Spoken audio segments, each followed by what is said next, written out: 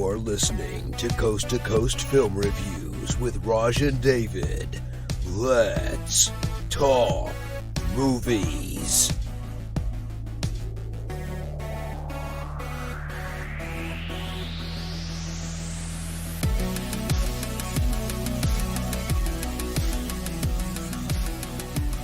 Hey everybody, you are in fact at this very moment listening to Coast2Coast Film Reviews.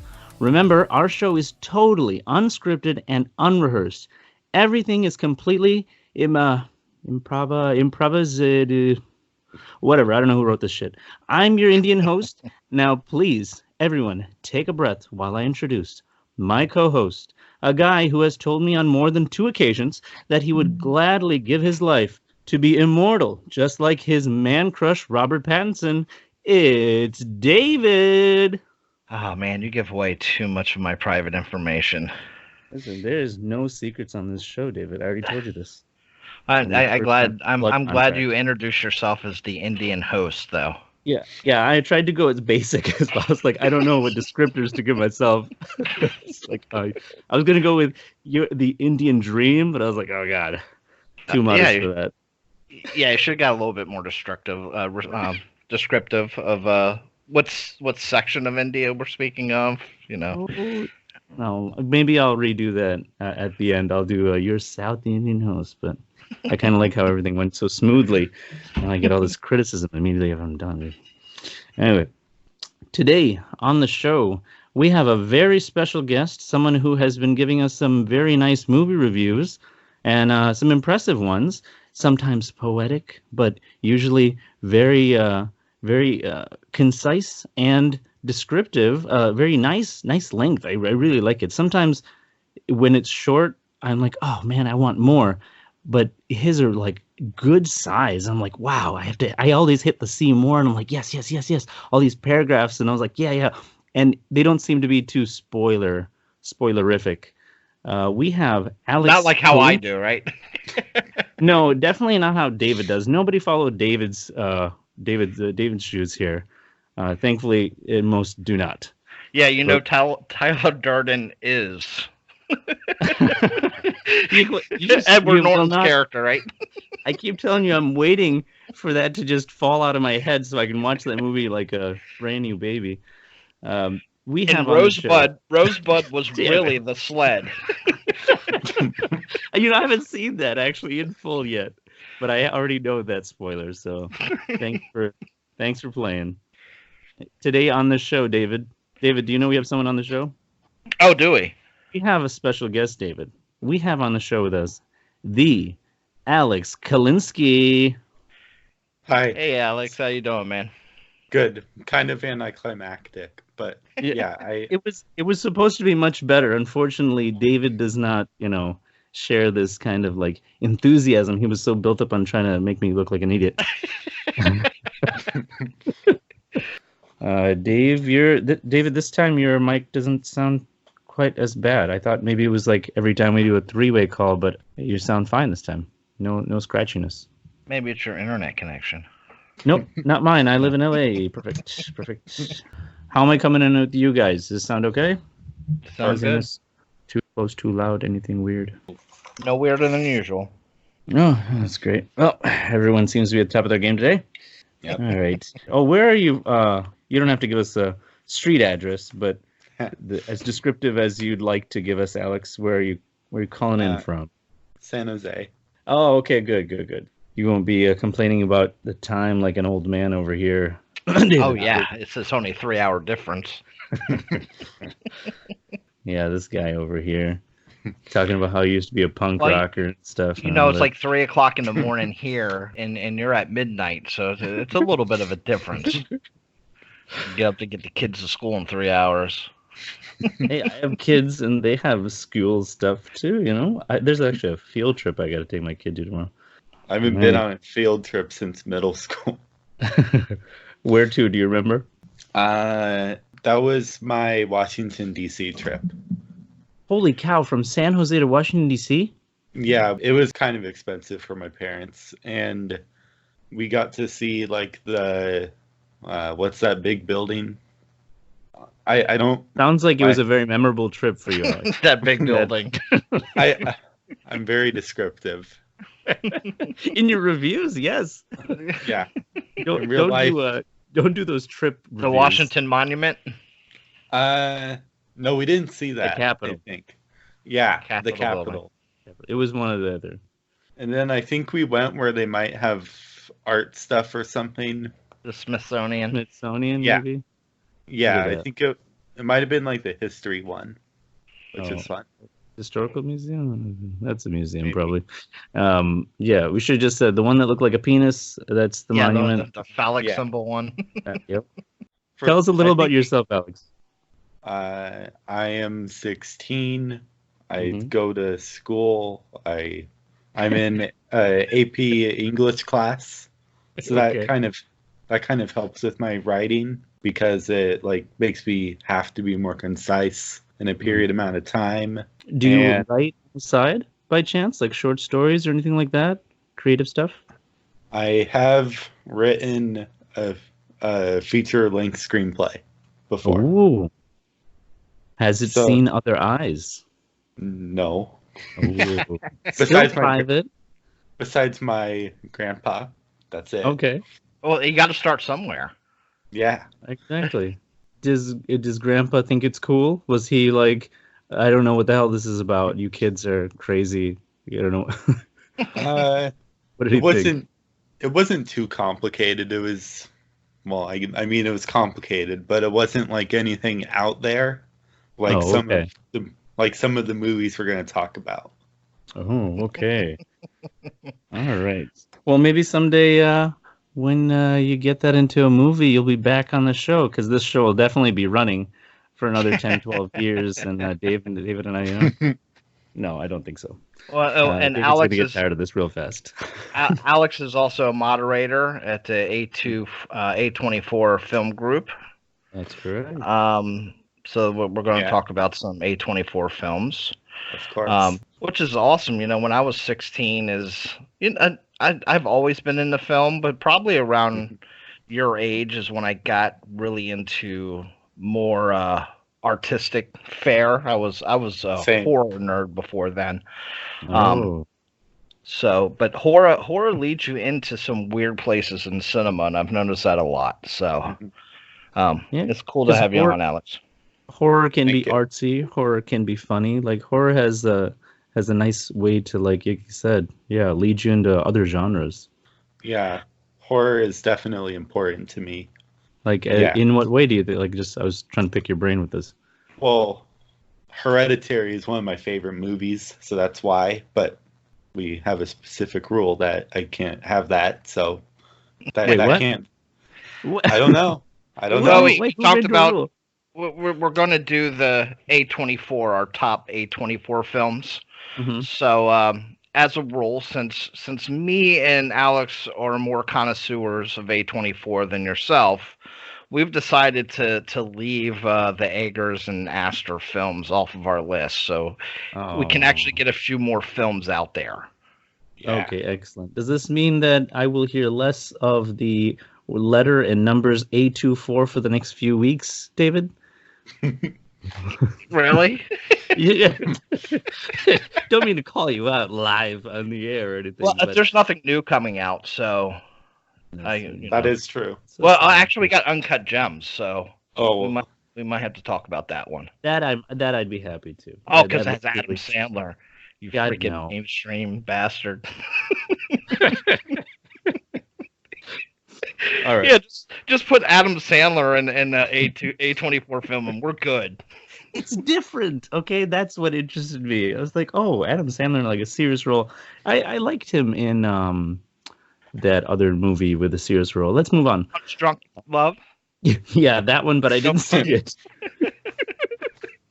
No, you really like Click. You were really thinking about Click. Oh, Click. Oh, Yeah, no. it was serious like part of the way, right? That counts. And Christopher Walken in the back of Bed Bath and Beyond. this is a remote control. I don't know. That was my Christopher Walken. Start off our list. So this week we are talking about again our top 5 A24 films. And I guess since Alex is our guest, hey, start off with your number 5 pick, Alex. Please. My number 5 would be 8th Grade. Well, tell us a little bit about it. I saw 8th Grade probably 1 or 2 months ago. And first of all, my favorite part of the movie is probably the dad character, because I understood why he cared for his daughter, even though she didn't really want to show she cared for him. And I understand people are like, she's not that relatable, or she's kind of mean, which makes her hard to be sympathetic for. But I found their relationship very quirky. And yeah, I don't know. Well, how did you give a rating? I assume you probably wrote about this in your group. I did not put 8th Grade in the group. Oh, But I would give it like a 94. oh yeah, you do a rating out of 100. Yeah. Okay, all right. Because well, that's pretty good. I feel like the out of 5 or even the 10 is kind of restrictive for me personally. Yeah, Like- I mean, it certainly works for our show, Alex. Thank you for the critique on that. I understand that other people may like 100 scale. Yeah. But Our thumbs up. I never understood the thumbs up and thumbs down. Or two thumbs limits up? you. Yeah, that limits you to like was it a 1 out of 4? Yeah. What if you run into a Robert Pattinson movie? You'd only have 2 thumbs, right, David? Well, something else might be up. well, no, 2 thumbs, especially in the lighthouse. Oh, God. Oh. Thinking You about looked that it up, steak. Oh, Well, I've been kind of outspoken about 8th Grade, and I know me and Alex have chatted on Facebook about it. It's, I understand. I don't relate to it just because it's maybe some of a bit of an age difference in the socioeconomic way that I was brought up, but I can definitely see how some people could relate to it. And you have not seen that one, have you, Raj? No, I did not. I know the wife is a big fan of that one. My wife? Yeah. Oh, she saw mid-90s. No, she wrote about 8th Grade too. 8th Grade too? Oh, I don't remember seeing that one or telling me about that I know one. your wife's tastes better than you. That's bad. She writes about some shit sometimes. Yeah, you know.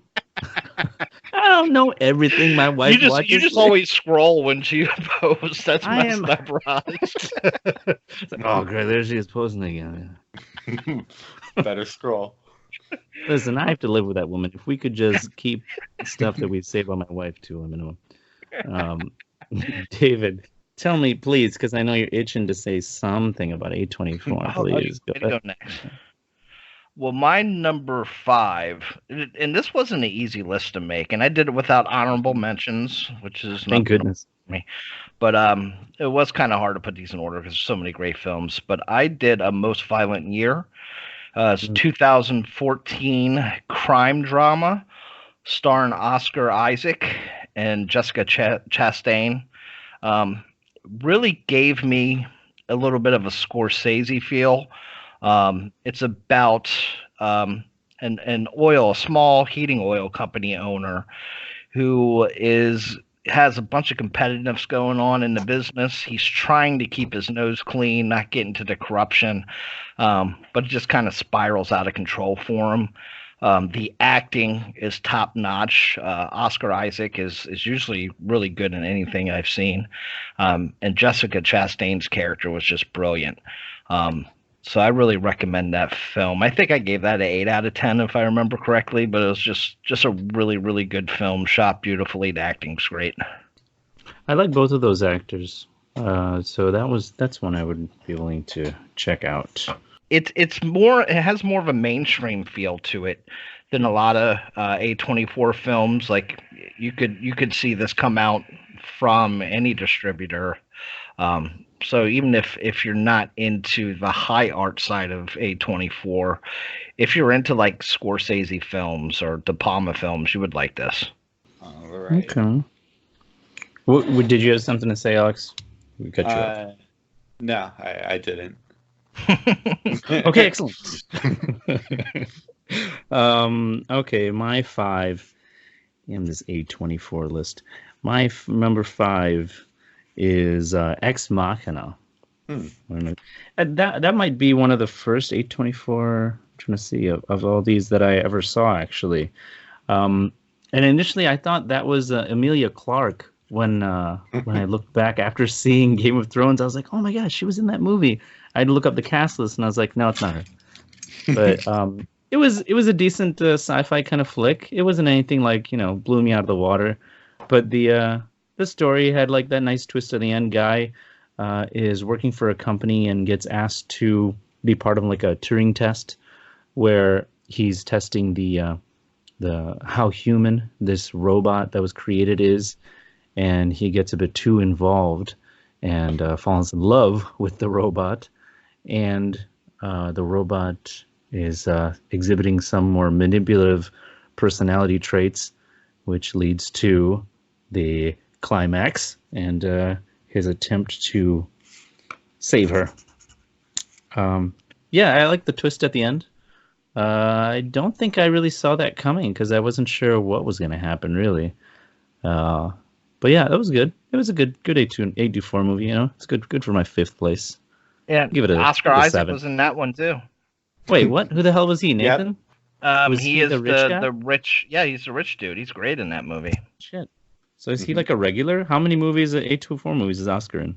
Off the top of my head, I think that's the only 2. We got him. That's the Oscar list. He might be in I'm probably about halfway through the filmography, but that's the only 2 that I personally know that he's in. But he's in everything nowadays, though. Yeah, he's in like the Star Wars movies and the Annihilation from last year as well. That was the name of that one. I was thinking that one with Natalie Portman. Mm-hmm. That wasn't bad. I liked that one. There was a lot of like hidden meanings and stuff behind everything they were doing, and it was a weird ass story though. I like the themes of like destruction leading to creation. Yeah, it was very cool. Some of the graphics and that end scene thing that was going on with the mirror effect, Mirror Man guy. Yeah. Was Most Violent... What was that other Oscar Isaac movie that you posted a while back? I remember the picture. He's like walking across the street. That's the Most Violent Year. Oh, was that this one? Okay. You said you really liked the poster on. Me? Yeah, I think you said something about the poster. Yeah, he's a sharp-looking guy. Handsome man. Yeah, he's a handsome guy. He might just give Robert Pattinson run for his money. Is that right, David? Hey, just because I like Robert Pattinson... Don't knock the Batman, okay? No, listen. I just like to squeeze him in as much as possible. I have a little timer; it goes off every 2 minutes. I just throw his name in. And he's going to be there with Paul Dano. How the hell can you beat that? Who the hell's Paul Dano? Oh, Paul Dano's great. Yeah, Paul Dano's awesome. Paul Dano. Google. Show me your magic. Paul Dano. There Will Be Blood.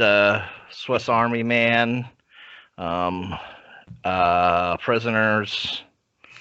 Yep. Paul Dano's in a lot of films. Wow, he started his career on Broadway. His first movie being The Newcomers from the year 2000. All right, Alex, give us your number 4. All right, there are so many movies up for my number 4, but I had to decide on Enemy. Which had Jake Gyllenhaal, directed by Denis Villeneuve. And he did another of my favorite movies of the decade called Arrival. Yes, that was a good one too. And he did Prisoners as well. The guy's been that was a good one too. Amazing. And then he did Blade Runner 2049. I didn't finish that one. And yeah, he did some other ones I didn't see. But tell us, so briefly about Enemy before we continue. So I saw Enemy twice this year, and the first time my reaction after was like, what just happened?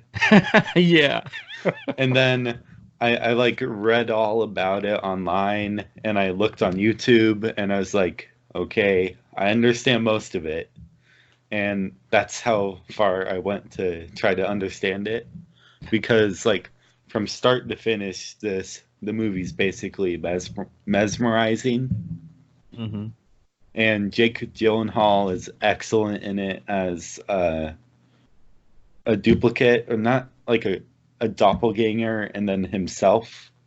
And I like how they play that angle. Yeah. Yeah, I purposely didn't put that one on my list because I know how much you like that. That's one of my favorite films of the decade as well. That last shot is one of my favorite last shots in cinema history. It caught me off guard. I was like, "What?" Ew, and I have a thing about like realistic, large, those things, and I was just like, "Whoa."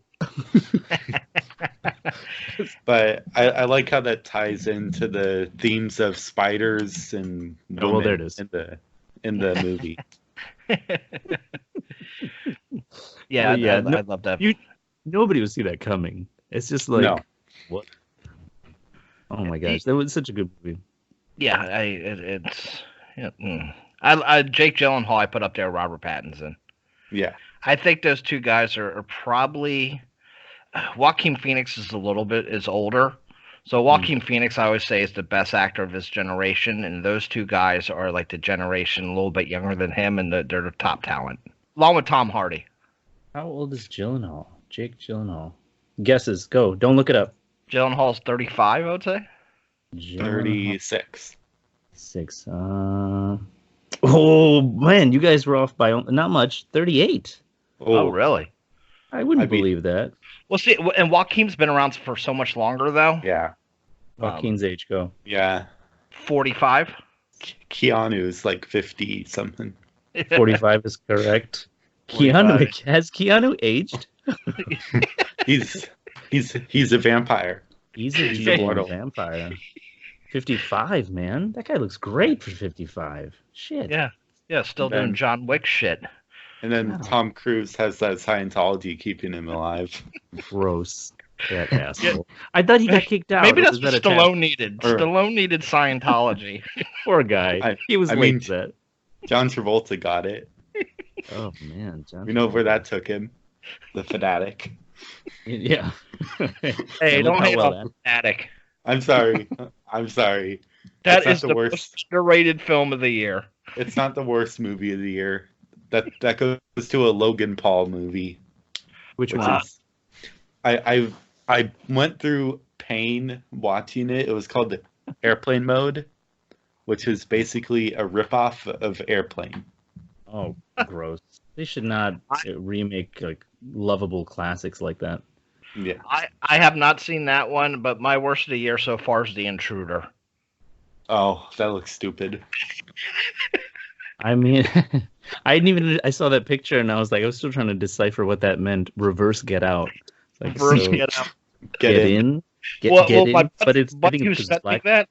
His joke as well was, did they teach white people how to have rhythm? Is that the reverse of that? We still have to do a Get Out and Us Jordan Peele thing. Yeah, you can be the pro, I'll be the con.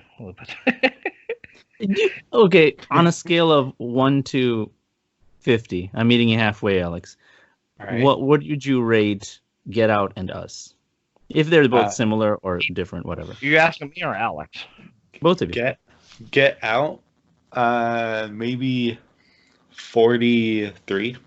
43. Oh, 50. I forgot my own scale. I was like, oh no, that's failing. So that would be 96. Oh, right. Don't do the conversions, all right? I already made the scale. You're making this way more difficult than it has to be. 43 because 86. God damn it. My terrible math again this week. Unnecessary math is what I'm saying. But David, you didn't say your rating.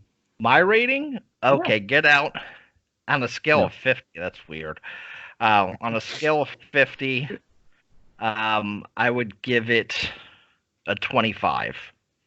Oh.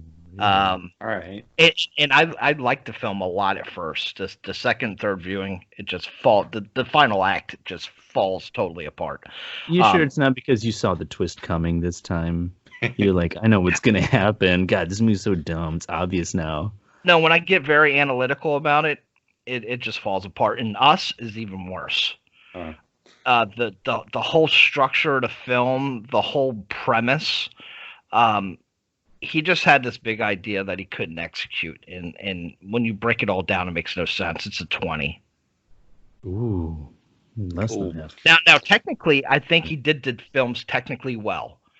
I think he's terrible at telling a story, but the films look good. Yeah, no, I agree. They do look good. But and I see a lot of potential in Peele. I think he doesn't have enough people around him giving him constructive criticism. He probably just has a bunch of yes men around him that You're aren't a genius, sir. Yeah, that's basically what's going on after Get Out. No one's saying, "Hey, you know what? This is a little bit off," and yeah, he's just the king of the castle, and no one's questioning him. What did you think of Lupita in Us? Oh, I think her acting was great. I think her voice as her doppelganger, I think was absolutely stupid. Her voice gave me a sore throat. I was like, what is going on? I could see changing the voice a little bit, but I was in the theater with 7.1, and I'm sitting there still trying to strain. What the fuck is she saying? Yeah, I was hoping subs would pop up at some point because every so often I'm like, she's only saying 2 words at a time. I'm like, give me something. I don't know what the hell you're saying. And the exposition dumps are just absolutely insane in that movie. That is true. Yeah, it I'll is give you the that. worst I've seen in years of how bad the dumps are in that movie. Big dumps. Yeah, it happens twice. Lupita does it twice in that film. She does it in front of the chalkboard in the final act, and she does it when she first meets them. Just these long monologues that he in has that to voice. tell everything. Yeah, in that voice. If it wasn't bad enough.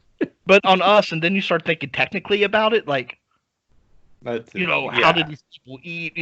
How did they get there? Is there different? Is the underground go across the country? It's like your mind starts melting when you try to think of it analytically. And folks, this is just a preview of the show to come. So let's dial it back. Who are we up to? You gave us your number 4. Was it Enemy? Yes. David, your number 4. My number 4 is going to be The Killing of a Sacred Deer. Oh. This almost I put this slightly above Lobster, which I love as well. Yorgos Lanthimos is I think a brilliant filmmaker. This film just follows a doctor and this kid who's trying to destroy his life. I don't really want to give away too much of it, but he does the flat monotone deliveries for his characters in this film, sort of like what he did in Dogtooth and like he did in Lobster. Starring Colin Farrell again. Him and Colin Farrell just have this weird chemistry that I just find really, really amazing. And I wasn't really a big Colin Farrell fan until I started seeing him in these films. But it's such a brilliantly done film. And it's just strange and weird. And I love strange and weird. But yeah, that's easy number 4. I was going to say about Colin Farrell, he seems like just a straight up asshole in real life. Like he'd just be that kind of guy. But the roles he picks are like sometimes like these really, really nice guys. And like, well, with the exception of a couple of them, like, oh, he's a really stand up guy. But then when you hear about him in the news and stuff, like, man, what a fucking asshole. Like he's just like this really grisly. I think from Daredevil, Bullseye, that's probably him in real life. If anybody's familiar with his role in that movie. No, he's just a drunk Irish guy causing trouble. Smart. Well, I mean, I didn't say it.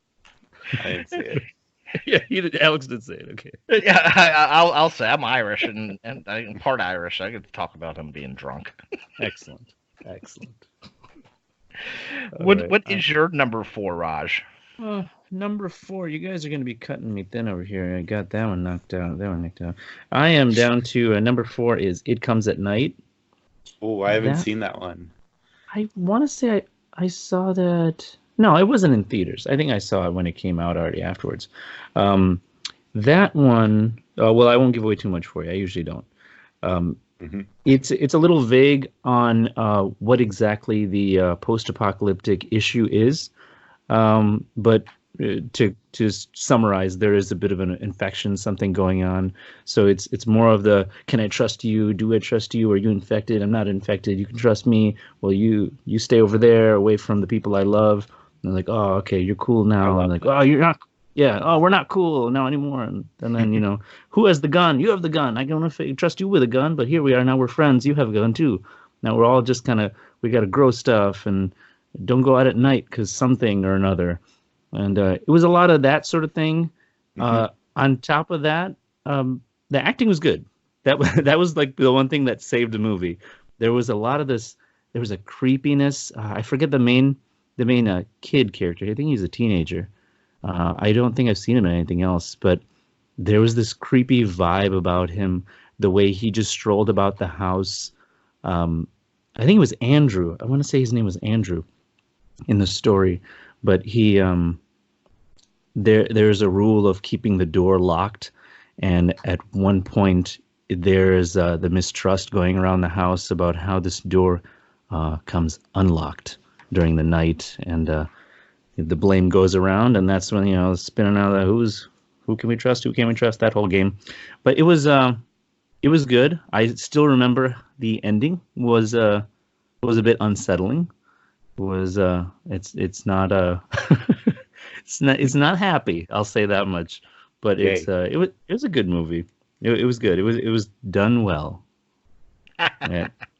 Your catchphrase. We're getting you a t-shirt. I want a cartoon like character of me sticking my thumb up. It was done well. I'd give it a 7.5. Like I don't know. It's tough to give an 8 to a lot of movies for me. 8 and 9s. I reserve those for special cases. Well, it comes at night, and this is the issue with A24. Who, if they're doing the marketing themselves or getting people to do the marketing, this is one of the worst marketed films ever. Because they played it off as such a horror. The title is terrible because it comes at night. What the fuck comes at night? Because nothing ever comes at night. Watch it. You didn't see it. This guy. The memes come at night. Yeah. But you have to cover your ears while Dave talks. But the way that they marketed this was like a straight horror film. Yeah. If anything, it's kind of sci-fi-ish, I guess, with the dystopian future. But yeah, it pissed people off because they went to the theater thinking they're going to see a horror film, and they did it similarly with The Witch. They made The Witch, the trailers and everything look like it was going to be this total full-on horror movie, and I love The Witch. It's one of my favorite films of the decade. But people went to see that in the theaters, and they were, it's an art house horror. They weren't expecting that. It Comes at Night, I think, is a really good film. It just got marketed really poorly. Yeah, I was waiting for. Well, this is kind of a spoiler. There's no monster, but you already know it's about infecteds and stuff. But it's. Yeah, I was waiting for like oh, what's coming? What's coming? And it's like, yeah, there's nothing coming. It's like there's no monsters. Like, oh, gotta lock the door. It's like, oh, because the monster's coming. I was like waiting. I was like, no, there's no monsters. Like, oh, okay, got it. What am I waiting for? So nothing comes at night. Well, being a film connoisseur, loving film, this stuff doesn't really piss you off, but the general public, I know, a person who's not in an art house film, and they get ringed to watching an art house film, they're pissed off. Yeah. I mean, even look at the Rotten Tomatoes. It's like 80-something, 40. It's like split completely. 40 critic? 80 critic? 80 critic, 40 audience. Yeah. So, yeah. That's entirely, like you said, a marketing thing. I felt that with The Witch, because I didn't see that coming. I thought Witch was going to be more of a in-your-face horror kind of thing, and it was. Well, I was pleasantly surprised anyway. I was happy with it. I really liked The Witch. Yeah. Yeah. It was creepy in the right way. It was scary in all the right ways, and I was like, oh, what a great story. I was expecting it to be much more of a cheesy general horror. Yeah, well, and especially with a name like The Witch, it's you're expecting something different. But I'm glad that we got what we got. But let's go to your number 3, Alex. Okay. Mine is one of the weirder A24 movies. Okay. Swiss Army Man. I've only heard about this. Yeah, it's definitely not exactly the most ambitious movie. It's kind of small scale and it's definitely more of a fantasy, but it's also really touching and lighthearted. And sure, there's a ton of fart jokes, but sometimes fart jokes can work. Like the lighthouse has farts. That's not a spoiler, but it does.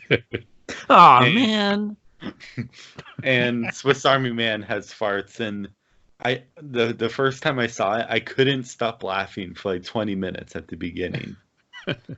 And the movie also has like one of my favorite soundtracks of the decade because of the way they work it into the story and just the way it sounds. Like they use the actors and have them like sing it kind of, and it's really cool. And then the cinematography is really cool. There's like a lot of it is in a forest, so there's a lot of cool shots where they have like really beautiful trees and like just a cool setting that they can frame really well and shoot. And this is starring who? Paul Dano. Paul Oh, Daniel and Daniel Daniel Radcliffe plays a dead Yeah. body. Yeah, and it's probably my favorite Daniel Radcliffe performance. What about the 8 Harry Potter movies, Alex? No horns. Listen, I love Harry Potter 3. That's my favorite one of my favorite movies. 3 is But- Goblet? 3 is Prisoner of Azkaban. Oh, Prisoner. That's a good one. Yeah, that's a good one. Yeah, it's the only one Alfonso Cuarón did. Don't know how to say his last name. It's okay. We won't tell him. Yeah, he's the guy that did Gravity, which that was like divisive. And yeah, I really like Daniel in this movie because of how he kind of learns to live after being dead. And I love their character relationship. It's Okay. think Castaway meets Weekend at Bernie's. That's probably like the best way I could put it. That movie and The Lobster, they came out on Blu-ray right around the same time, if I remember correctly. And I think I did a double feature and watched The Lobster first. So Swiss Army Man, let me down after The Lobster. Yeah. I haven't rewatched it since. So I don't want to give like a full on. I just felt it was kind of predictable, but I love I Paul understand Dano. that. Paul Dano was really good in the film, and I'm always happy to see him in the film. But it's definitely a strange little tale. So, and they were thinking outside the box. Even if the plot I felt was predictable, the dialogue, everything else that went into it was very outside the box. At least it wasn't called The Death of Dick Long. Have you seen that one yet? I haven't seen it, but like, really, you're gonna title your movie that? Oh I God, mean- it's so funny. I mean, at least it's from the director of Swiss Army Man, so Yeah. that's understandable. Yeah, it's a funny film. Yeah. I watched that this week, so I'll probably talk a little bit about that later on. But I will go to my number 3, which would be it came out. I guess it came out for a wide audience this year. It hit the festivals last year, but I count it as Oh, a 2018 film. But Climax. No. I've loved Gaspar Noé since I first saw Irreversible, which is an amazing film. Went back and watched I Stand Alone. Then he came out with Into the Void, and he did Love, but we'll pretend that one didn't exist. But, Climax is a film about a dance troupe, like French, American, Belgium kids, who are kind of partying. They're at an after party, a rehearsal, and somebody spikes their sangria with some LSD. and insanity commences afterwards. It kind of delves into people pretty much losing their mind, becoming horrific, and it's done in the Gaspar Noé style where it's just totally off its hinges for half of the film. Very crazy cinematography. It's very kinetic, very wild. The color grading is beautiful. And it's definitely a divisive film, I believe, because some people it will just drive them insane watching it. If you're epileptic, you probably don't want to watch it. Oh, That's a good warning to put in there. Yeah. Yeah, if you've ever had a seizure in your life, you probably want to stay away from this. definitely. Because there's a lot of pulsating light. The camera at one point in the final act is God. There's got to be about 15 minutes of this film that's shot upside down. Yeah. But it's just a brilliant film, and I think Gaspar Noé knocked it out of the park. I love how bold the film is because sure it goes upside down, but then it also has times where it's like tilting. And it's like not sideways, but it's like at like diagonal kind of when they're walking around. It's so if you weird. watch Into the Void is about taking DMT, which is another psychedelic drug.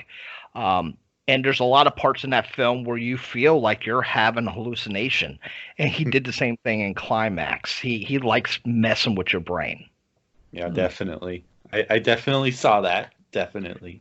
And that will more than likely be in my top 10 of the year list.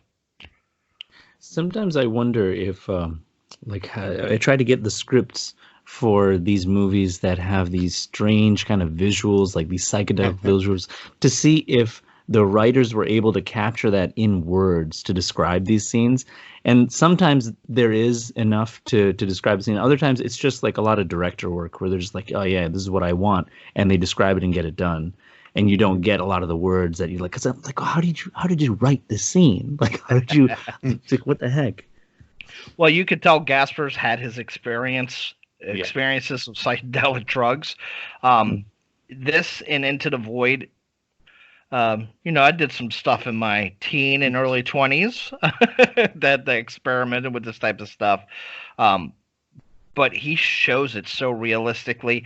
I think probably that and Ari Aster's his scene with doing mushrooms in Midsummer, that is so realistic, that the actual trip that you have on mushrooms. But so many filmmakers, they get it wrong. They overdo it or underdo it, and I think these guys, they kind of hit the nail on the head. I would say the ones that probably overdo it are like the ones who are trying to not promote it, so to like give it a bad rap. They're just like, oh, it's really crazy. Like, what was that? Wasn't there a movie? It was called Shrooms. Climax. Climax, you're not going to want to do acid after watching Climax. Oh no. No. Oh man. I understand that. Like, there's one scene in particular that's like, it's like from paranoia about something that happened, and it's a group of people around one person, and there's yelling, and it's like terrifying. I don't want to spoil the scene. Please don't. Yeah, and you don't know what to label this film. A lot of people who are horror fans are going to watch this film, but I don't even know what genre you put this into, because it's a dance troupe too. So there's like some really good dancing as well. Psychological thriller horror. Sure. Yeah. Whatever you just want. start naming everything that seems fit. Even has a little comedy in there, you know. Oh. Hey. Yeah, but it's not a comedy. No, not a comedy. It's not the feel-good movie of the year. Oh man, it ends up in that category for the Oscars. Yeah, that would be Midsummer. All right, so what, Raj? We're on your number 3. Yes, I believe so, if my count is correct. My 3, I saw this one a long time ago. Tusk, if you guys recall this one. Ooh. I haven't seen that one. Oh, at all, or in a long time, you mean? At all. It was with Justin Long. It was sort of when he was kind of in a little bit of his heyday, waning heyday. What were you gonna say, David? Well, it's probably one of the biggest directors to do a A24 film too. This Kevin Smith film. Yeah. I was gonna say Kevin Smith. My friend recommended to me. He's a huge Kevin Smith fan. When I used to talk to him at the time, anyway. It's man. You cannot properly explain the plot of this movie. It starts off one way. I mean, without giving away the brief premise in the beginning is that there's a radio. What are they? Radio jocks, David? Is that what they would be called? They're podcasters, my friend. Were they? I thought they were in a studio and they're much more fancier than our setup. Well, they were fancy podcasters. They're like Joe Rogan podcasters. So a couple of fancy younger versions of us, more cooler versions of us, are depicted in this movie. And he had that girlfriend played by Genesis something. I forget her last name. Genesis Rodriguez, I think her name. She's worth a watch. It's a good movie otherwise than that, though, including her. And he goes off to visit a man who has an interesting story for him. And following the visit is when the most interesting and probably most unpredictable events start to unravel, and it's just unfold.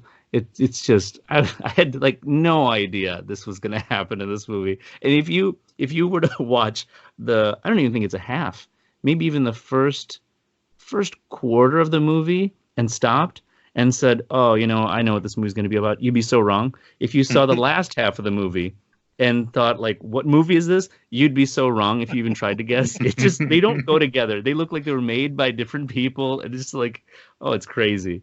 You'd have to see it a second time to catch the little stuff that they mention in between and that's what he's talking about. But it's a lot of crazy crap, man. Well, it's one of those films that's so ridiculously ridiculous, but it's not where it pisses you off. It's really charming how ridiculous it is. It's sad and funny. Almost towards the end, it becomes really not pathetic in terms of it's an awful movie pathetic, but just the pathetic situation and just it's just really just very sad.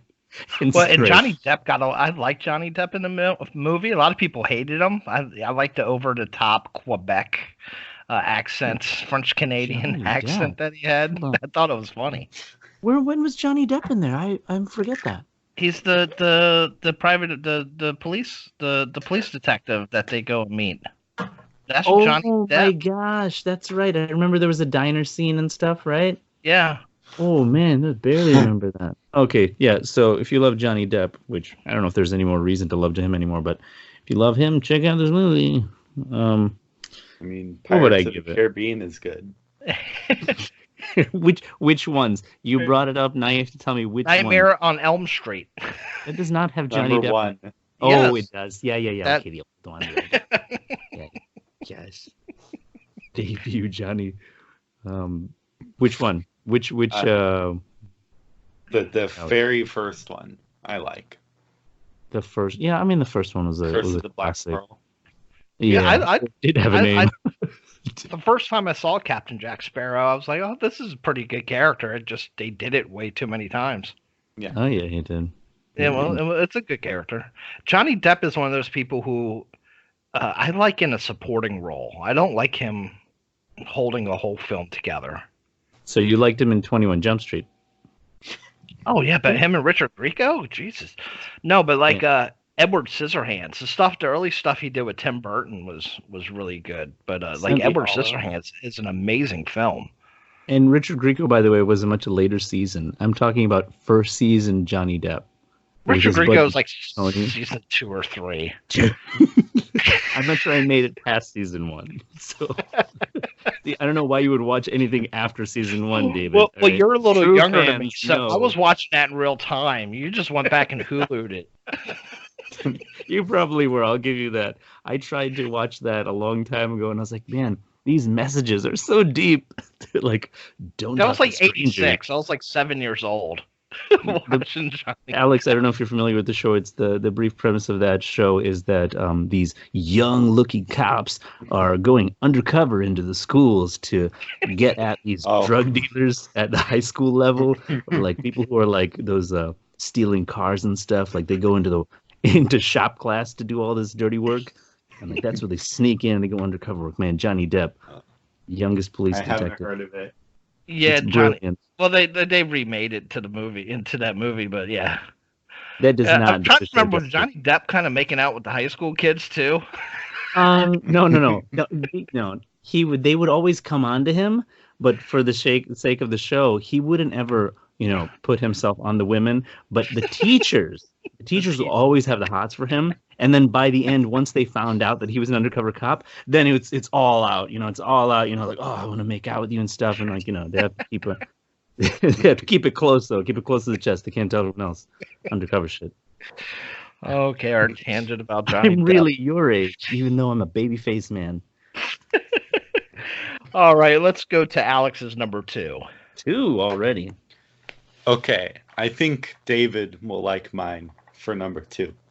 Oh. My number 2 is The Lobster. Oh. Yes, sir. That's such a beautiful movie. Did you Yeah. sink your battleship? No, I didn't. I only picked one Lanthimos film for my top 5. Dang it. Yeah, But I did. so- I actually just watched it again last week because I do like Oh, it you did? so much. But tell the folks a little bit about it. That's another strange film. Okay, so I'll tell the premise basically. Yes. So basically it's a dystopia about the society that basically wants you to be in a relationship with someone. They don't care if you're happy. They just want you to be in a relationship. And if you're not in a relationship, they send you to this hotel for 45 days. And you have that amount of time to basically fall in love, quotation marks, with someone. And if you don't, then you get turned into an animal of your choice. That's it. Oh, that's brilliant. But there is a way to extend your stay. Well, that is kind of like high school, isn't it? I was going to say that sounds a lot like my culture. Except for the animal part, right? Except for that, when you got to that part, I was like, well, that's a Close. little dystopian, I guess. Well, yeah, the Indian culture. You get the 45 days, or we're picking one for you. And Yeah.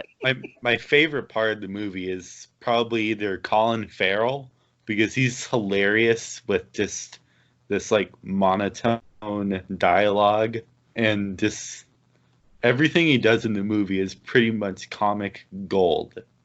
Really? And then, but like for me, it's subjective, and I find the movie hilarious. Oh, it is so funny. What is And the tone supposed to be? Is it not supposed to be comedy then? oh, No, hilarious. it's Lanthimos has a very weird sense of humor, and it's supposed to be a dark comedy.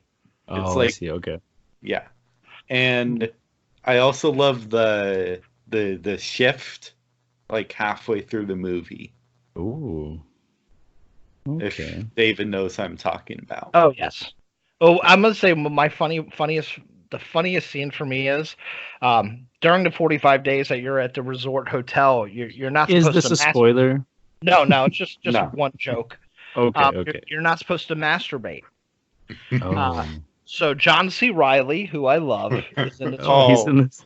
So he gets somebody snitches on him for masturbating. So so his punishment is they put his hands inside of like a regular pop-up toaster and turn Yeah, it on. that was hilarious. And they're just wait. This sounds so weird to laugh at, but they basically do mess up his hand. Yeah. Yeah. I assume It's that's hilarious. And Sounds like there's some a sort of Catholic punishment or something. There's a scene involving someone on the ground that I could not stop laughing at. And it's a very wide shot, and you actually see the main girl from Dogtooth in the corner of the screen. Who was it in Dogtooth? Not Charlize Theron. It was. You know the person that did the thing to her teeth at near the end of the movie? I don't think he's seen it. No, I don't think I've seen that movie. Wow. All right. We have Big to get him spoiler, on thing to Lanthimos. the teeth? Was that a... No, it's not a spoiler. We have to get you on the Lanthimos bandwagon, especially Mhm. since he's being nominated for Oscars and stuff on his films now. When Yeah. David tells me you got to see a movie, I'm like, yeah. But when Alex tells me I got to see a movie, I'm like, whoa, The Lobster? That's brilliant. I love that review. I'm going to see it tonight. Thank you. I think this is even on Netflix, my friend. I'll check that out. Yeah, it's so darkly funny, but it also makes you think. It makes you question how relationships are, and do we just kind of throw ourselves into relationships because we're supposed to, and society makes us feel that way. So it's brilliantly done. Yeah, Mm. agreed. Yeah, but check that out. It makes you laugh. And Colin Farrell, I think it was nominated for Best Original Screenplay and for an Oscar. I will tell you that it's okay. At least it got nominated.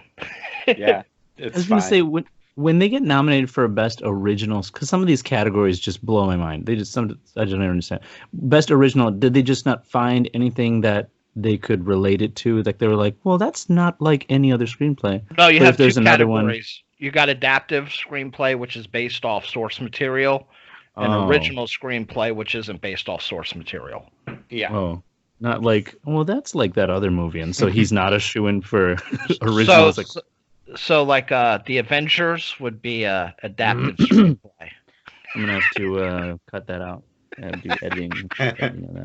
We don't talk shit about Marvel or my Avengers. No, I'm not that big of an Avengers or Marvel nerd. I just play it up on the show, by the way, just so you know, Alex. Just No, a thing. I like Marvel. I like Marvel. Thank you. Alex, we're going to be having you as a regular on the show. That's all you need to say to me. I'll back you up. You are golden. Yeah, sir. I'm like Martin Scorsese when it comes to Marvel films. Oh my God! I don't know if everyone heard that. He just compared himself to Martin Scorsese. No, over I'm here. just in that train of thought. Sure, yeah. Well, no Yeah. problem, sir. And your number least- 2, Martin? Okay, let me see. Mr. I gotta drag this out for 3 hours. Now, my number 2 would be A Ghost Story. Brilliant film directed by David Lowery, starring Casey Affleck and Rooney Mara. This is a film we talked about this a couple weeks ago with James L. Edwards. So I won't get too deep into it because we did talk about it already. But film made for $100,000. It is a ghost story. Casey Affleck. It is. Casey Affleck, very beginning of the film, dies. Rooney Mara is his wife, and we start seeing her grief dealing with this. And it deals with grief over long periods of time. It's a film that just kind of punches you in the throat with emotion. I think it's just beautiful. If you are the type of person who just likes an emotional film, this is the film for you. It's one of the best under $1 million films budget wise to come out in decades. Yeah, Agreed. I have to really be in the mood for like these super dramatic movies because I'm just like, man, it takes a toll on me, man. Like these like depressing art movies. Like I have to take a break from those movies. I have to watch some dumbass movie after I, and Con Air doesn't come on as often as you think to save me like this. Well, this film, it almost lost me in the first half hour. Agreed. Because there's just these long, ruling shots that are just static.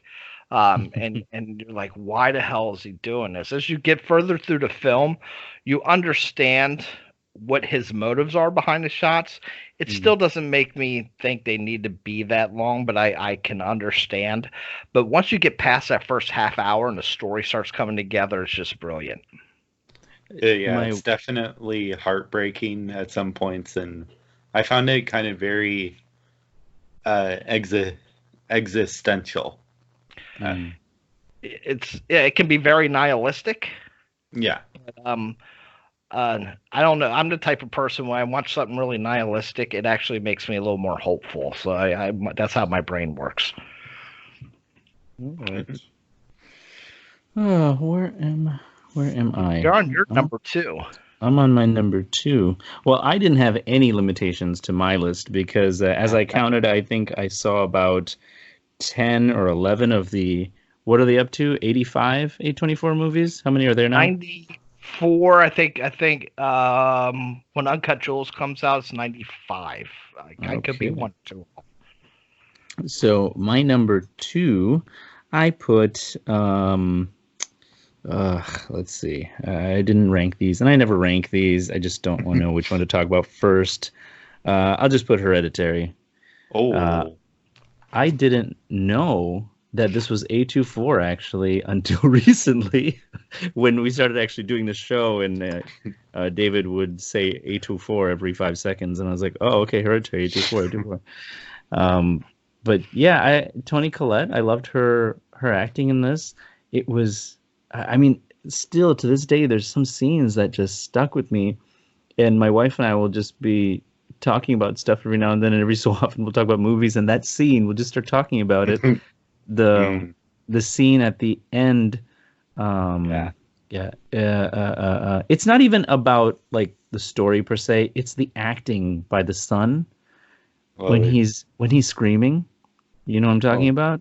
Yeah. It just really hit home for my wife and I. Just like, wow, it just chilled us to the bone.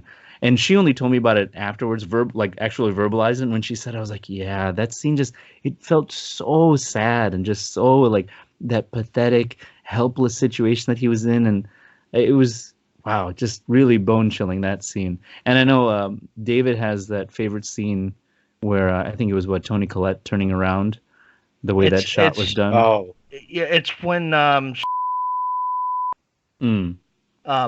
right after. Yeah, it's in the final act. You see the. If you haven't seen Hereditary by now, it's whatever. You probably should. Don't do it, David. Don't do it. Don't do it. But you see, she does this emotion switch that is one of the best I've ever seen. My wife has been a fan of hers since, I think, United States of Terror was the name of that show that she was on. I think that's what it is. Yeah. What does she do? She plays is she playing actual different characters, or was it schizophrenia that they were talking about on that show? Do you recall? I'm not familiar with that one. Oh, okay. I think it was an HBO show. But yeah, look that up if you like her.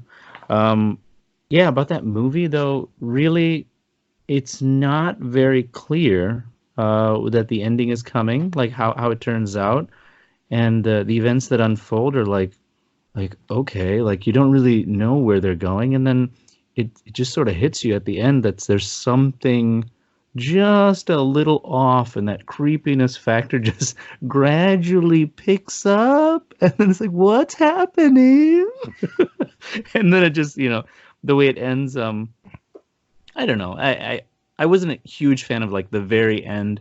It was an ending, and everything really fit. I feel they sort of wrapped everything up pretty nicely. There wasn't too many questions or anything, but yeah, great acting all around in that movie. Little kid too. I'm always surprised when there's so many lately a lot of great kid acting roles and stuff. Actors. Oh, Millie Shapiro, I think that's her name. The little Charlie. blonde girl, right? Charlie. Yeah. Yeah. I think now The Lighthouse I don't really consider a full-on horror movie. Yeah, it does fall into the horror, but I think Hereditary is probably the best horror film of the new millennia. I can't put anything. It's up there with Exorcist and Texas Chainsaw Massacre.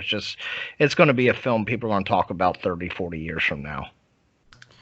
I think there was a conversation you and I had, David, a while back where you were talking about Hereditary and how whether it was within the last 5 or 10 years that we've noticed that horror has started to bend into a bigger art form, and the story, like more of the story has become developed, and we've gotten bigger actors and better performances where you're getting these more drawn out stories, and better directors are coming in instead of the the kind of stuff we grew up with, a little bit more campy and the classic kind of slashers and stuff. Like those have really become more artful and artistic rather. Yeah, And, I think it's going a Hereditary little really bit. did that. It's going a little bit more back towards like the mid to late 70s when like Rosemary's Baby and The Wicker Man, films like that came out where Nicolas just Cage, right? no, not the Nicholas. Even though I love that one, that's not the one I'm talking about right now. The bear But part. but just how that was the evolution of the new generation of horror, because you went from the 60s where it's very formulaic and outside of Psycho. But even Psycho is pretty formulaic, even though it's one of my favorite films ever. At the end of that film, they had to give you all the answers and wrap it up in a nice little bow. Yeah. But as you got into the 70s, with Roman Polanski and Carpenter and Hooper, they started playing with people's perceptions of horror. So that mid 70s is when things changed. Then it went into the 80s, which got into more formulaic. There's a lot of great stuff in the 80s, but there were so many films, so many horror films in the 80s that the slashers kind of took over and the franchises. But I think now we're starting to see going back to that more. It's almost like a new generation of horror is kind of starting over again. I was going to say, when you started to explain it that way, I was like, yeah, it almost seems very cyclic, like a cycle, where it's where it was like these original minds came into it, and then following them, all the B directors came on. They're like, oh yeah, people love that. Oh yeah, we can do that. We can do that. And so they just came out with like 100 different versions of what was popular until they buried it in the ground. And then people are like, oh, we need to revamp this genre. And then the new stuff comes out, the new wow, these new creations. And then that gets run down. And until the next new stuff comes out, it's like, what is the next big weird stuff to come? Everybody talks about 80s horror, but they missed the fact that the 70s led into that, because you had Wes Craven do Last House on the Left in, I believe, 74. You had The Exorcist come out. You had Texas Chainsaw Massacre. You had Alien, Rosemary's Baby, and that led into the 80s boom. And a lot of those bigger films, 78 was Halloween, which led into those other films in the 80s. And a lot of those directors, they just started more in the 80s. I mean, I got to put George Romero in there too, even though he was late 60s. That kind of started, if you look at Night of the Living Dead, that had political messages in that film. And before that, it was just, let's make a fun monster film. Yeah. So it's really Night of the Living Dead kind of started it, and then the 80s, was all about excess. So you lost a lot of the art and political meaning. Not saying there wasn't great horror films in the 80s, because there was, but it seems that like you said, it's a cycle. It's coming back again. What do you think, Alex? I don't know. I was just kind of listening. We participate at free will. Feel free.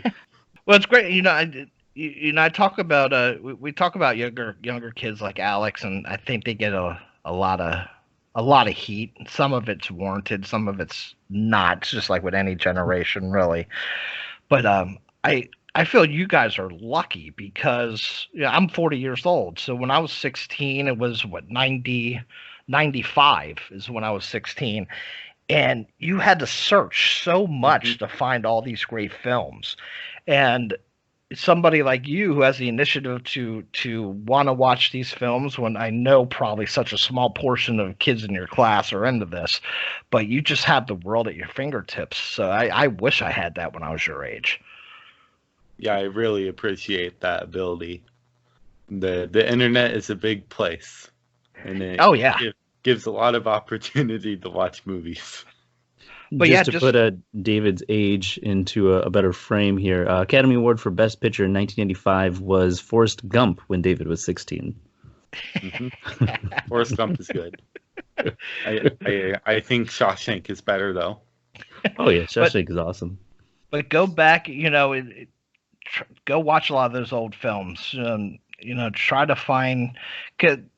I think a lot of younger people, they forget about some of the stuff in the past. And I love Psycho. Psycho came out almost 15 years before I was born. So yeah, go back and watch these, appreciate them, because you have the ability just to watch as many films as you want. Yeah, I saw 12 Angry Men a couple months ago. Oh my God, that is one of my favorite movies of all time. Yeah, the original really one you're good. talking about, right? Did they ever remake Yeah. that? They probably remade it a few times. William Friedkin did a remake. Oh, okay. Which one are you talking about? Sidney Lumet. No, you guys use all these fancy director names. I don't remember those names. 1957. Yes. Okay, black and white. Yes, that's the one I love. Yeah, with the inspector from Psycho. Oh yeah. Henry Fonda is in it too. Yeah. Yeah, it's a great movie. That's awesome, man. So many long shots in that movie. I remember I was like, holy crap! There's no cut. It's just like, God, there's great acting performances in that movie. I love it. Well, I was watching before we came on. I love the Twilight Zone. The original series, I think, is probably one of the most important series ever made. No other shows from the 60s do anybody care about. Of course, there's movies from the 60s, but TV shows no one cares about. But I watched a particular episode called The Invaders, which is there's no dialogue until the last maybe 3 minutes. But the shots are so long, the takes are so long. It's a woman who the Invaders is a small spaceship comes on her roof, and she's in a time where there's no electricity or anything. So it looks like she's back in the 1800s or something. And small little robots come out of this tiny little spaceship. Wow. But it's her going room to room. But the camera's just following her in the room, all in one cut, and they very rarely cut away. And I'm just watching it, just blown away by the technical ability back in 1963. That is so much better than what most filmmakers are doing right now. And there's no dialogue, and I'm sitting there, my jaw's on I've seen it before, but I haven't seen it in probably forever, and my jaw's on the ground just watching how beautiful that it's done. And stuff like that back in the 60s, they just did it totally different, and a lot of what they did is better than what they do today. Agreed. Did you say there were no other popular shows in the 60s? No, I said none of them carry the influence. The Andy Griffith Show, Beverly Hillbillies, Bewitched, Gilligan's Island. Not saying we don't remember, but are they influencing? Are they influencing stuff today? There is no Black Mirror without the Twilight Zone. Half the sci-fi would not exist if it wasn't for the Twilight Zone. Have you seen the new one featuring your new favorite director, Jordan Peele? No, it's probably. Well, he's only executive producer, so who knows? I was gonna say, is he writing the new one, or he's just like, what the hell is his involvement? I think he's just giving them money to do it. Like, put my name on it; they'll love it. But yeah, Rod Sterling was a genius. I mean, a lot of people don't realize he wrote Planet of the Apes too. Oh. Oh. But that's my tangent about Twilight Zone. You went down the Twilight Zone. So we got to go on to the number one. Alex is number one, right? Yep. So the talk about like cinematography really made me think about this movie, even though I already had it as my number one. But I picked First Reformed. Oh, that's a brilliant one. I heard that. I actually think it's a masterpiece. That is Paul. What was that? Paul Schaefer, right? Schrader, I think. Schrader, I said Schaefer. Who isn't that David Letterman's band guy? No. Paul Schaefer. That's the guy who wrote Taxi Driver. Yeah, and I'm one of probably the few people that think this is better than Taxi Driver. Yeah, there's nothing better than Taxi Driver, so I can't agree with that one. Taxi Driver is a perfect 10. Perfect 10. I've heard this before. I agree it's a 10, but I don't know. First Reformed, Ethan Hawke was like magnetic in it. He just like brought so much to the movie that I haven't really seen that many actors do. And it's crazy to think he didn't even get nominated for his performance. And then the screenplay is also like great. I think it got nominated. I'm not sure. But it definitely deserved the nomination. Basically, Ethan Hawke plays a pastor who has an encounter with a extremist climate change activist, and he like kind of basically falls down a rabbit hole where he kind of loses track of what he believes in. And he starts to go a little crazy. Yeah, the reason I really like the film, the reason I couldn't put it that high, I think that they didn't do enough with the activism angle. That is true. That's my biggest complaint about that film is that they seem to just miss a couple of aspects of that film. But yeah, the acting is beautiful, and I like any movie where somebody is questioning their beliefs, and Ethan Hawke was really good. And I also like how the ending is different, very different. And I also like how it's very static. The camera only moves when it has to. It's kind of like a ghost story in that sense, because there's like very unconventional ways of filming conversations in the movie, and it also looks beautiful. And it has Cedric the Entertainer playing a straight role. Yeah. How can you playing beat a that? Straight role as opposed to what? Not how you a dramatic role. Oh, he's not playing a comedic role. I haven't seen him in that many movies. Does he play so many I know you're roles? in LA, but straight can have a different connotation. Not exactly the right word for this movie. And just to clarify, Paul Allen Wood Schaefer, born November 28th, 1949, is in fact a Canadian singer, composer, actor, author, comedian, and multi-instrumentalist who served as David Letterman's musical director and band leader. So I was like... Schaefer, not Schaefer. I mispronounced it. This is the guy who wrote Taxi Driver, Raging Bull, The Last Temptation of Christ. He wrote a lot of stuff with Scorsese. Yeah, he's a great writer. And he's directed a few films. There's probably some good films. I don't remember what he directed right off the top of my head, but he's a very talented guy. But I think he did get nominated for Best Original Screenplay, if I remember correctly. For First Reformed? Or yeah, he got nominated for Best Original Screenplay. Yeah, and I'm not a big fan of Ethan Hawke. Really? Yeah, wow. I think this is his best performance. I agree. Ethan Hawke seems to be in a lot of movies for me that they have good premises and just fall through. Usually, especially in his horror films. But yeah. Think about that last blood-related one. There was one about vampires or something along the lines of. He did The Purge, which I thought was a lot of fluorescent lighting. He did The Purge, what I thought was a great premise. It was executed poorly. And he also did Sinister, which is another one where I thought the premise was amazing and was just terrible.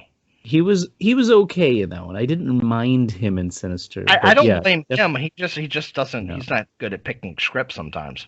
Yeah, well, sometimes. You have to admit the lawnmower is scary.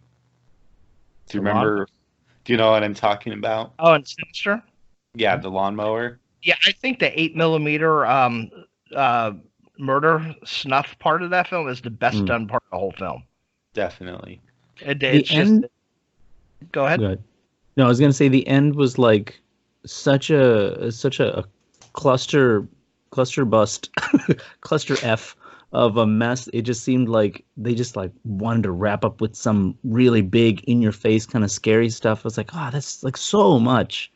the ending just like was too much for me. I didn't enjoy it that much.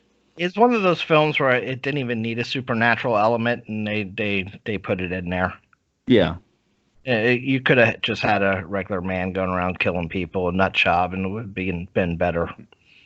They went with the whole possession, and then they had to show a face, and then it is, and the kids. Yeah, it's like there's so many too many elements in like a span of like the last 10 minutes.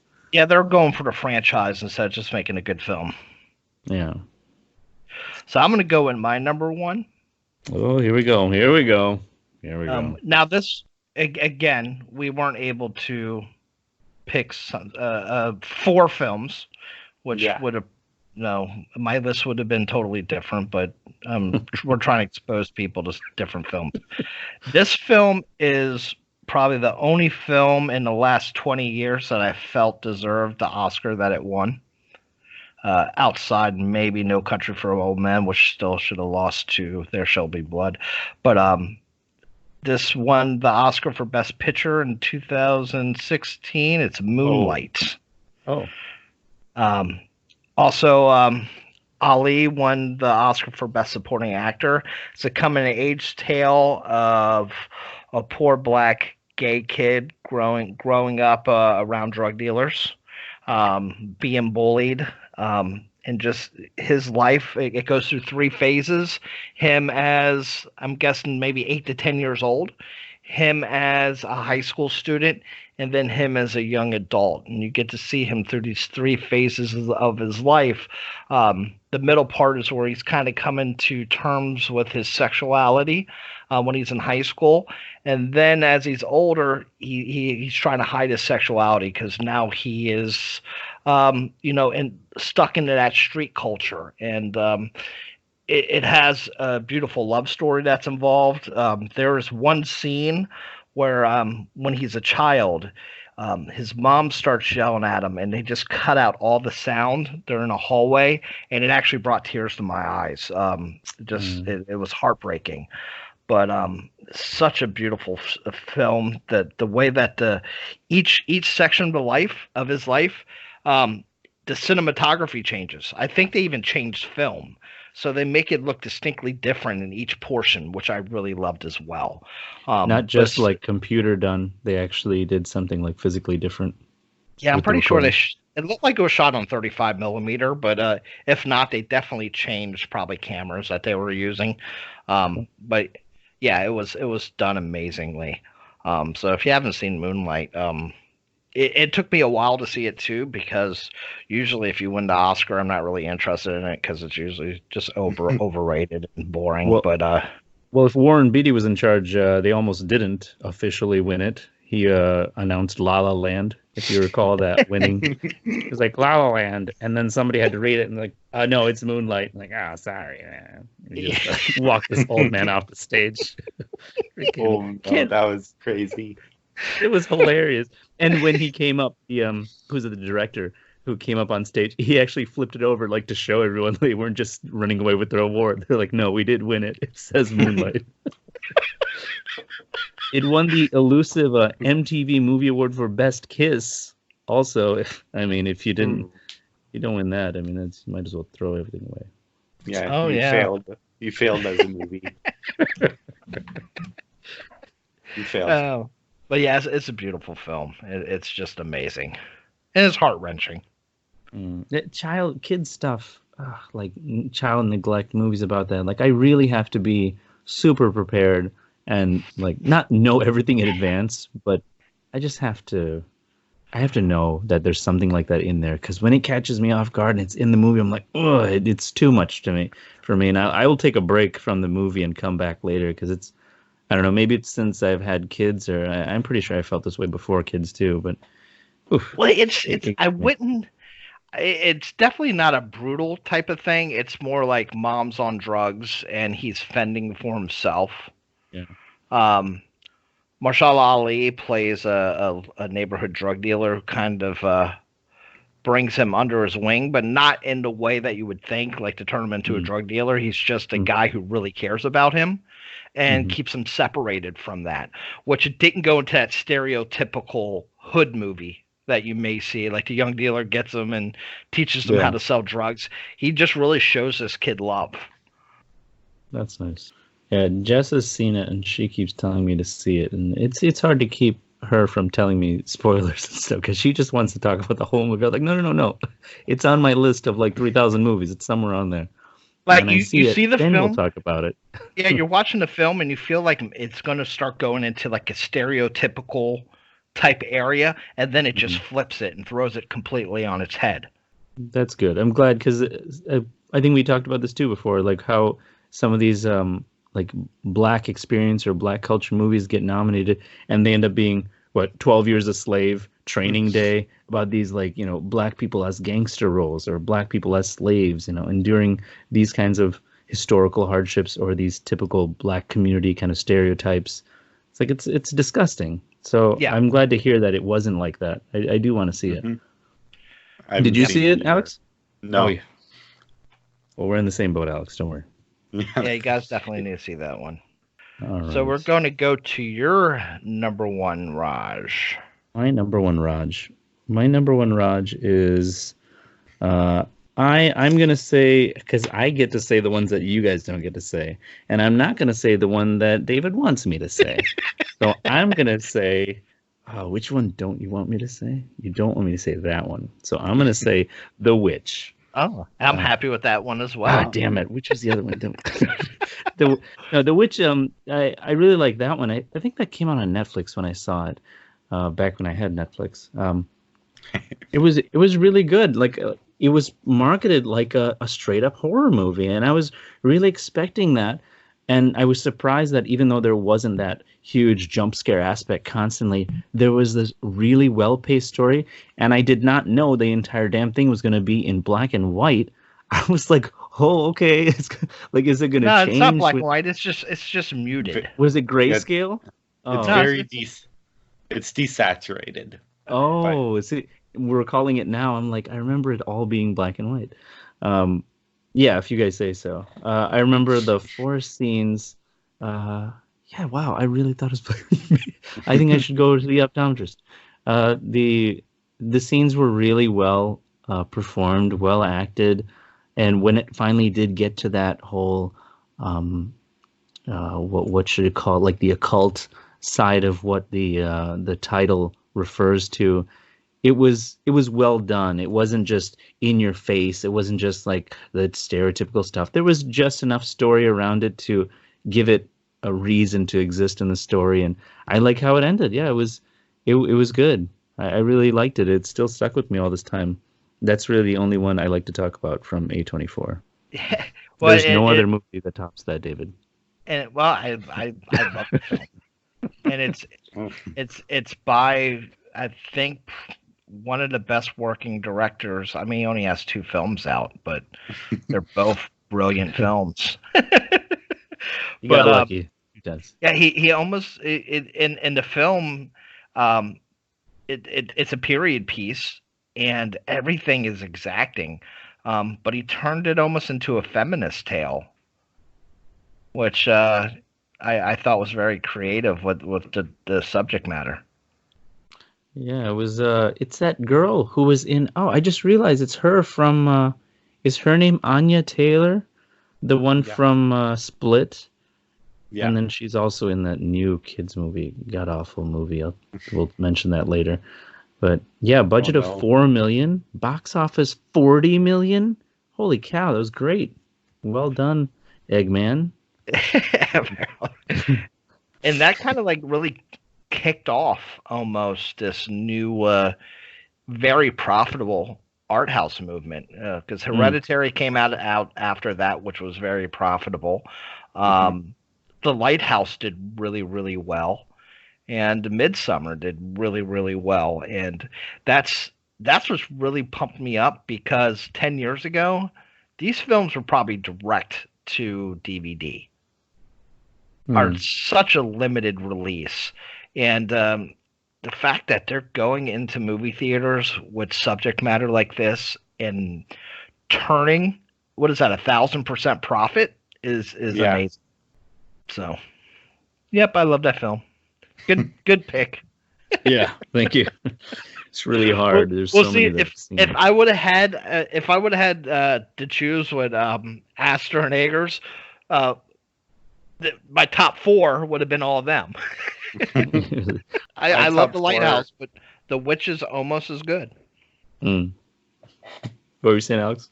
My top 4 actually wouldn't. The only 2 from them at the top 4 would be Hereditary and The Lighthouse. The others are kind of far below, even though I gave them really good grades.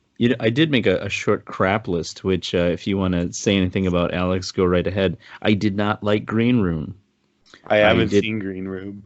Oh, it feels so. What I didn't like about it is I think, well, first of all, that picture somehow in my mind saw this monster-looking thing.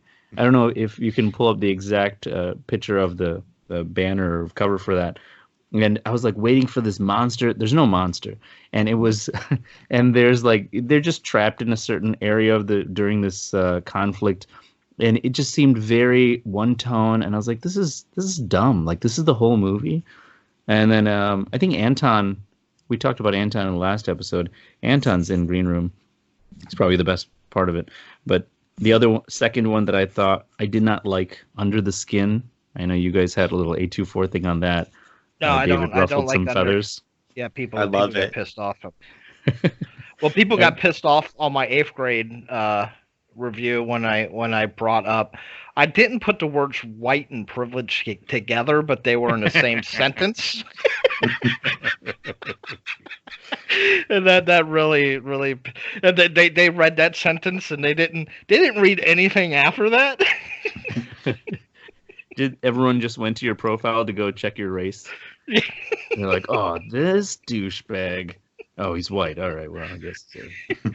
I think I said middle upper class privilege with white world problems, something like that, and so they just put the white and the privilege together. So you intended it to be together. You squeezed a lot of descriptors in between to avoid that shit mess. The third one would be. Hey, I'm still waiting for my white privilege to kick in. Okay. One of these days. The third one I would say is Midsummer. I was not as surprised. Like it felt very expected, very predictable. It was weird. Of course, it had the weirdness, but I didn't enjoy it to the degree that David loved it. And I don't know what your personal film. It's beautiful. Where the setting is beautiful. Movie was another thing. Alex, and the Green Room was awesome. So. Of course it was. Jeremy Salinger is an amazing director, but it was like a home invasion almost. It was almost like a home invasion film. I didn't even know that was an A24 film until I looked up the whole filmography, and I must have seen the logo a couple times I saw it, but it doesn't really have that vibe of a lot of their films. It's a straight up horror thriller film. Every now and then, some of these are like hit or miss. I'm like, oh, that was an A24 film. I was like, oh, that doesn't feel like it. I mean, I'm sure they were still finding themselves at that point. Yeah. There was one called Slice. There's an A24 film called Slice that is like a B horror, like zombie. Not zombie, like a werewolf. And it's just it's not even weird. It's just the fact that how the hell did this film get picked up by this distribution company? You're talking about Chance the Rapper? Yeah, starring Chance the Rapper. I just saw that. Who's a pacifist werewolf. Oh, no. What is this movie? And not saying I didn't enjoy it. I thought it had some decent points, but like watch it. It was nothing what I expected. It's something that I would expect from like IFC Midnight or something like that. And yeah, that's probably the most non A24 film out of the whole catalog. Wow, we have to do a list of like the stupidest movies that you must see. I don't know if this is going to be on it. I have to see this. And Alex, you're welcome back on the Chance show. the Rapper, and I forget her name, but she plays. Oh yeah. She was Oh, you also might have to cut. Deadpool too. You might have to cut that. You might have to cut that. She plays the girlfriend in Oh Joker. yeah, she plays the female lead in Joker. There's no other female except his mother in that one, right? She's the. I don't think so. She is the love interest. Oh, there you go. See, well done. Covered it up. That was like the first take. I won't even. I'll cut out that I just said first take, and that time She when was- I said. Oh, God, no, now. You know how long I had to stay up just to catch all these? I have to actually listen through the whole thing now to catch these little tiny craps. All right. Yeah, well, but tell me, what were your thoughts on Midsummer? Because I've heard enough of it from David. Did you also like it? I liked it a lot, and Never mind then. but Never mind. it definitely wasn't as deep for me as Hereditary. It felt like it was striving to be deeper, but it wasn't. It was more surface level. But I do feel like. very original to you? Well, I haven't seen the other films like that it was compared to, so right now it does. Oh, okay.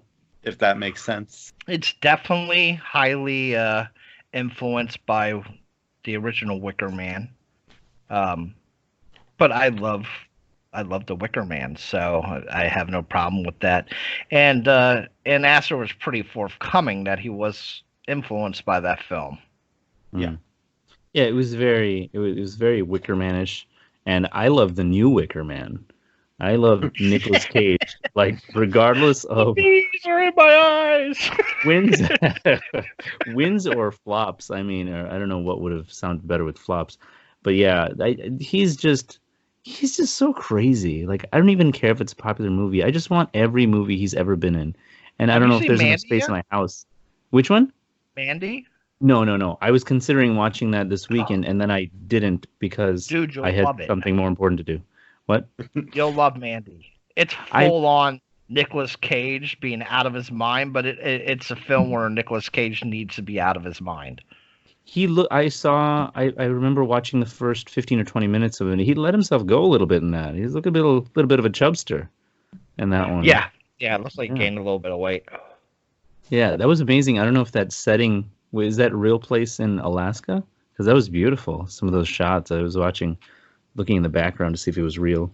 Yeah, he's like a lumberjack. I don't know. I don't So know. believable. I don't know if it's outright stated where they are, but I was getting like the Pacific Northwest type vibe.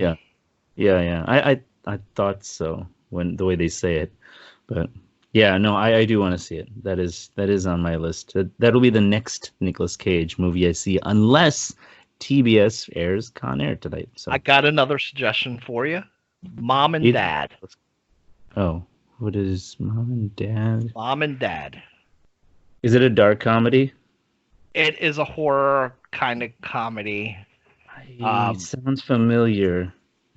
It is a film where all the parents get like something happens. I don't remember if it's totally stated, but they start trying to kill all their kids. Yes. I vaguely remember this movie. I remember seeing Nicolas Cage is like tied up. Oh, yeah. I do want to see it again just because he's in it. But It's like a 2015, 16, somewhere around there. Selma Blair. Okay. Yeah. I think I've definitely seen this one. It's been a while though. And it's darkly comedic, and yeah, Nicolas Cage trying to kill kids. So how can you get better than that? How can you go wrong? That That face. sounds like fun. Did we hit everyone's number one? Yeah, we did. Oh Yeah. we hit mine too. All right. So Only took 2 hours. only took 2 hours of fun, right, Alex? You have to sell it. We had fun Yeah, so far. fun. Hey, So much hey. fun. there you go. I like Alex. He's coming back. Yeah. All right. So, Alex, we do get new sponsors every show. I don't know if you've heard in the past. They don't usually stick around for more than one episode for some reason. So for this one, I did have to hunt a bit. Yeah, these are like exclusives. Okay, nobody gets these these sponsorships before we do. They test it out on us. We're testing the market. That's very good. So, yeah, it's impressive for a show of our caliber, where we're at, for them to use us. Mm-hmm. This portion of Coast to Coast Film Reviews is being brought to you by the all-new Polaroid Roach Motel, the amazing new product that catches all the roaches in your home and gives you a glossy wallet-sized photo of them in just 60 seconds. Sounds like this product is really just for inventory, I think. Now that I think about it, it's not really, it doesn't help any of you out with your roach problems. So, but if you just want to know how many roaches you have, but I was gonna say, I hope it has a timer, just so that nobody blinks in the shot. Otherwise, I mean, what a waste of time, right? But that's the Polaroid Roach Motel. Sounds great. What's that? Was that? Is it Vacancy? Where they're like, come and die? No. That's a stupid tagline. It's like, come for the vacancy, stay for the death. There must be some funny, one of those cheesy taglines. No, what about the one Nightmare on Elm Street? Is it 4, where he turns the girl into a roach and squishes her in a roach motel? Oh, What? One of my favorite death scenes. My favorite, which I thought, who was it? When Steve was talking about it in the last episode, is the not tweezer, Q-tip one, which is, I think, from, I thought it was called Dream Masters, but it's the one where they learn to like be superheroes in their dreams or something. And this guy, I think he's deaf, and Freddy takes his huge Q-tip and like shoves it through his head to clean out his ears. Oh, Freddy. You can't go wrong with Freddy. He's not a medical professional, I'll say that much. No. He's not. He doesn't know when to stop. He's gonna stop before it gets to the other end.